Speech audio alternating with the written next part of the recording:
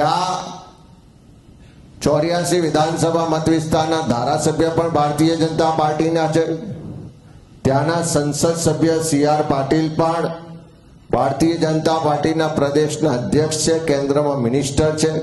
અને એમના જ મત વિસ્તારમાં 2,40,000 મતદારોની ચકાસણીમાં 40% એટલે 30,000 કરતા વધારે ખોટા મતદારો મળતા હોય, એનો મતલબ છે કે 12.3% મતદારો ખોટા હોવાનું આટલી પ્રાથમિક ચકાસણીમાં ધ્યાનમાં આવ્યું છે. અને હજુ જો 100% એટલે કે આખી 84 વિધાનસભાના 6,09,000 મતદારોની ચકાસણી કરવામાં આવશે તો આ રેશિયો મુજબ જોતા લગભગ 75,000 જેટલા મતદારો ખાલી એક જ વિધાનસભા વિસ્તારમાં ખોટા હોવાની પૂરેપૂરી શક્યતા અને દાખલા છે.